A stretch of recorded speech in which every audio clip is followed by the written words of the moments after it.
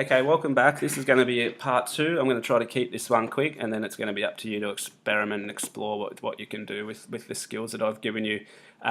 So what I want to show you now is how to add some text onto our symbol or our logo, and then how we can use these other artboards we've created to kind of muck around with the different colors and see what kind of options might look better for us for our logo. So in order to use text, I'm going to use the type tool here, grab that one, and I'm just going to draw out a bit of a box because I want my name, Mr. Conomos, to go about there. Now, as you've got a text box here, you've also got some options. I can go into click on character, and then I can change the font. I've already chosen a font that I want to use, which is Always Forever, because it's kind of a handwritten font, and if I search it, it comes up there, and it's kind of probably going to go well with the pencil icon that we've drawn. Alright, so I'm going to just up the size of it. You can always come back in and fiddle around with it, but I'm just going to type Mr.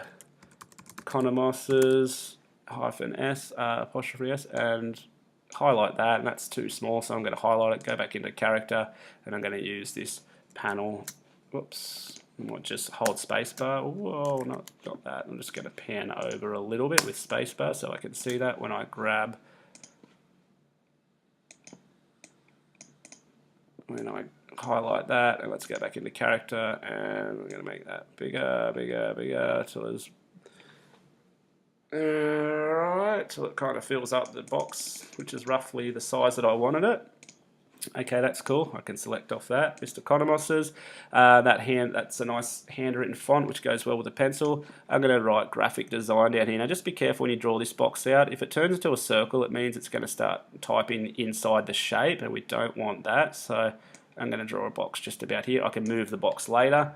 I've already selected a font that I want to use, and that's Palatino, which is more of a blocky font.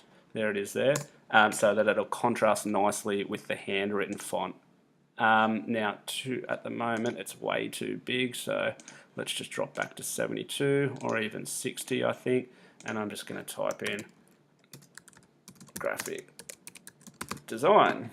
There we go. Now, text tool, if we go back into character, we don't have to highlight it all the time. As long as we've got our text tool selected, we can bring our character tab up here, and I can make it bigger.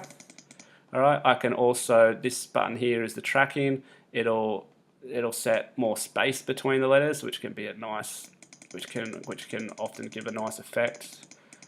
You can also change the size of the letters if you want to, and how much the letters stretch. I'd probably avoid doing that too much. There we go. Now, if we want to change the color, I think we can just go into here, and actually I'm going to highlight it, and let's go into this. Actually, what I'll do is I'll get the eyedropper, and I'm going to match the color to something in our design here. So the rubber, the eraser, I've selected my text, and I've chosen the eyedropper tool, which will pick up this color here, and it's going to change that to match that color there. Okay, so that could give you a nice effect, or if you want to match it to the green, you could do something like that. So where's the eyedropper tool, or the brown? Okay. All right. So I'll leave it up to you to muck around with it. Now I'll show you why we've got these other 4 canvas boards here. What you can do is I can just select all of this, and if I hold the Option key, alright, it's going to clone it. I'm going to clone one over here. What you can also do just before you go, if you're finished with that one, you can select it all, right click it, let's group it again, alright, and then you could also probably muck around with how it's going to look. You might want it tilted on the side, or you might want it facing down, or whatever. Alright, now over here, the reason I've cloned it, we can actually select that all. You can clone it 4 times. I'll put one down here, and I'll clone another one down there. The reason I'm going to do that is because you can then muck around with different designs.